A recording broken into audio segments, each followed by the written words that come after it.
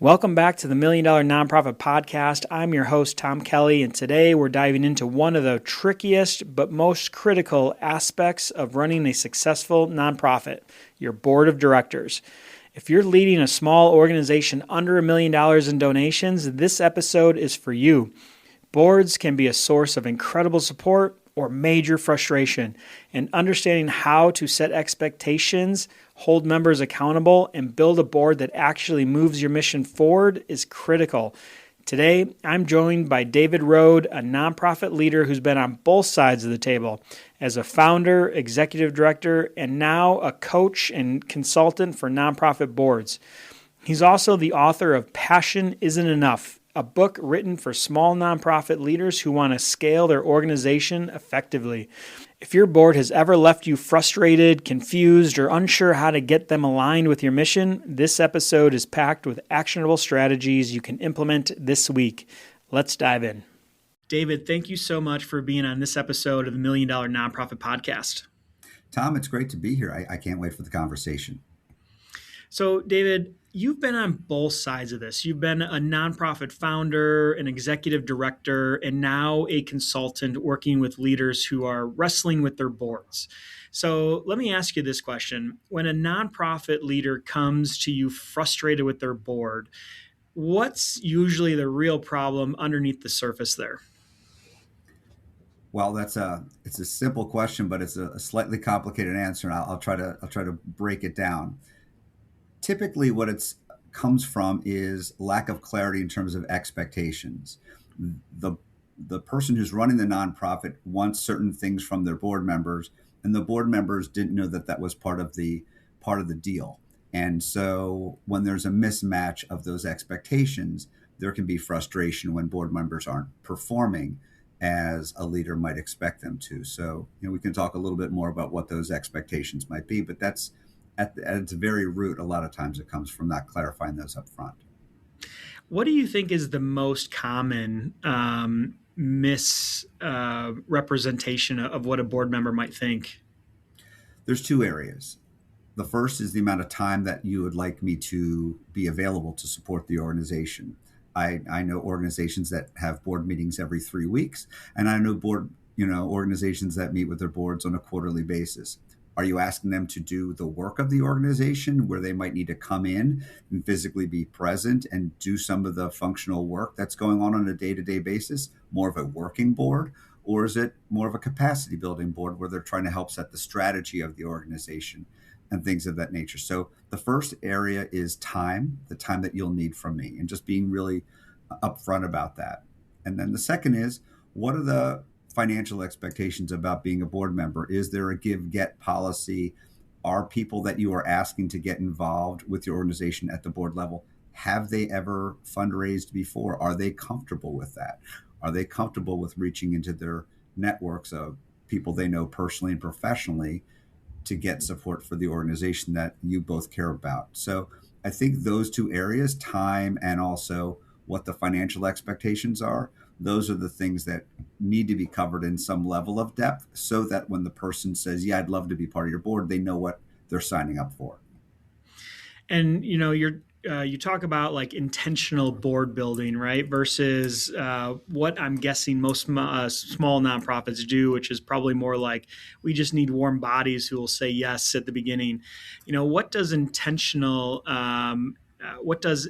intentional board building actually look like when you're starting out, maybe from a small nonprofit that's just starting? Like, is there anything or any advice that you can give them that say, hey, instead of waiting till, maybe your first, 100,000 or 200 or 300 or $100 million, year, this is what we should start looking at today when building the board? Right. So I think that organizations have to make a conscious decision about whether they envision a board being primarily a working board or primarily a capacity building board. And so once you make that determination, you can then be intentional. So if it's a working board, that means, we don't really have somebody on staff that's capable of doing the marketing for the organization. So we need somebody who's good at social media and communications, and we're going to recruit somebody intentionally who has that professional experience. so they can do those things for the organization, just as a specific example. On the capacity building side is we want people who are good at setting strategy. Maybe they have achieved a certain level of success in their company and they have the financial wherewithal to make a gift personally and to likely be able to attract resources from others that they know. And so I think that's the first sort of like big decision to make is if it's a working board, I can be intentional about the kind of work we need the board to do and then try to fill those slots that way. If it's more along the lines of a capacity building board, then thinking about who are the ideal people, what level of success would they have, where would I find those people, and then building a profile around that, and then starting to network and try to get in touch with those people. And this question I'm going to ask you next is probably what a lot of our listeners are currently doing. And so let's say that I'm an executive director and I realize that my board was built of mostly friends, early supporters, family, people who are just available. How does a listener course correct without blowing everything up? So yeah, I did that, and so I had to get to version 2.0 and ultimately 3.0 of my board before I got the board that was more along the lines of what I needed and what the organization needed. And so what that comes from is really this notion of what we now expect from board members. Maybe we didn't articulate what was expected very well in the early days. People were excited. They knew that you were starting this nonprofit. They're friends of yours or they're whatever of yours. And your interest and your passion was something that helped attract them to the organization. And they just wanted to be part of that. But beyond saying, oh, I'd love to help you and be part of your board, you didn't really tell them what the rules of engagement were. Now you're in it a little while and you realize, wow, I didn't do a very good job of that. And now I need to get some other people. And the way this works is the following, or could work, is you then begin to spell out what's expected more clearly of the board members. And you give people a choice and you apologize to say, listen, I should have done a better job of this up front, but I didn't. Moving forward, this is what we're going to be asking from our board members. Do you feel like this is something that you're going to be comfortable and capable of doing? If you are, I'd love to have you continue on. If not, there's other ways that you can still support the organization without being on the board. You can, being a friend of or being a volunteer in some other capacity or doing something else, you don't have to cut ties with them and they don't have to cut ties with the organization. But once you lay out what those expectations are, people can opt in and say, I want to continue on, and that's great. But for folks that feel like that's more than what they bargained for, then you need to have sort of an off-ramp that feels reasonable for your organization so that you aren't damaging that relationship. And you always thank them for what they've done. Regardless of whether you choose to stay on as a board member or not, what you've done over this last period of time has been so valuable. And you always start those conversations by thanking them the same way you would thank any donor to the organization.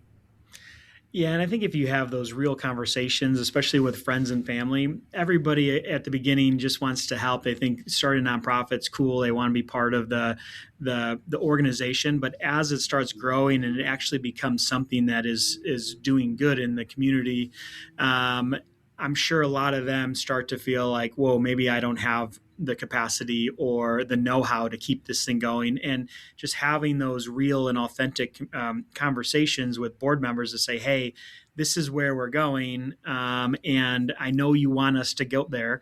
But unfortunately, we're going to have to do that with people that have the expertise. And I'm sure a lot of board members just want to see the organization succeed. You're 100% right. And by having this conversation with them, you're actually doing them a favor because they're probably harboring all of these worries that I'm going to let the organization down or I'm going to let you down if I feel like I can't live up to those expectations, and giving them permission to sort of step back and step away or take a different tact is going to be a huge relief to them. So again, that comes to the fact that, you want to value the relationship, thank them for everything they've done and say, but now the organization's moving to this next level. We're professionalizing a lot of parts of the organization and the scrappiness and that sort of like that, at the dining room table nature of what we were doing in the early days is not how the organization's going to look moving forward.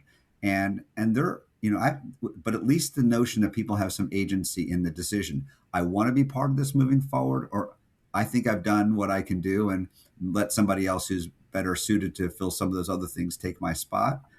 Let them have some say in that, and I think the relationship will hold up over time. Yeah, and I think maybe even just becoming a volunteer and still being involved in the organization is a great way where they can still contribute. And most likely, those board members that were friends and family in the early on, they were just volunteers, right? And so that's probably all they've ever done was volunteer, but you just gave them the label of being a board member, and they're just probably more likely to be a volunteer moving forward.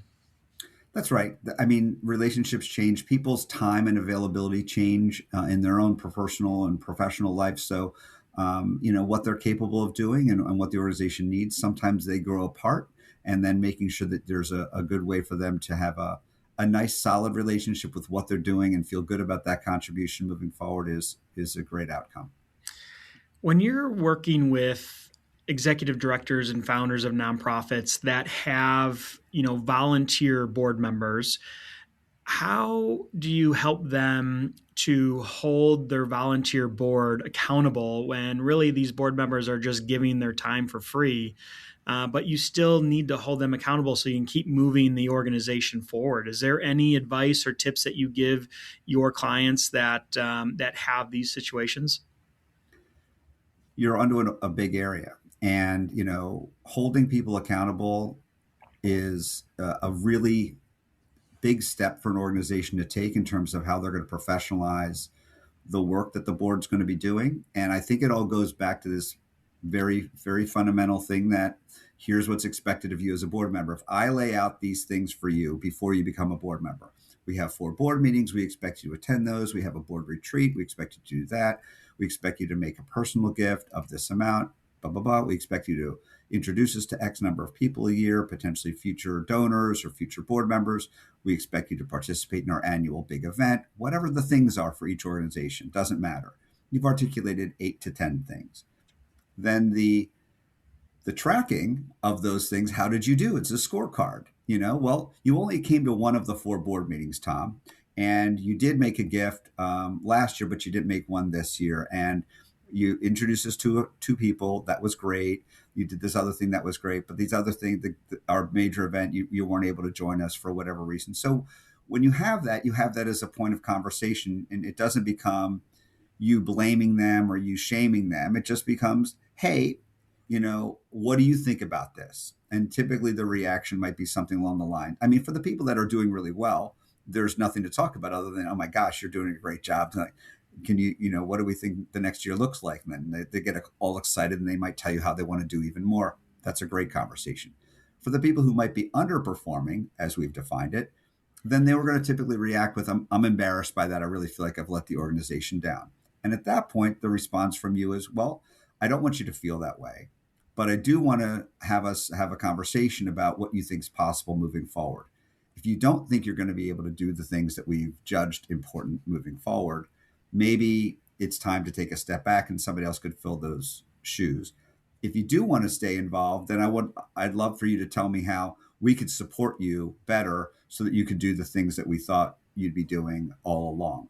And so it just becomes a way of sort of focusing them on their performance. And, if you have a dozen board members, the goal of these evaluations in my mind was to sort of like give everybody a sense one-on-one. We're not sharing everybody's information necessarily with everybody else, but having these one-on-one conversations. Maybe there were 1 or 2 board members that should roll off the board because they're not performing.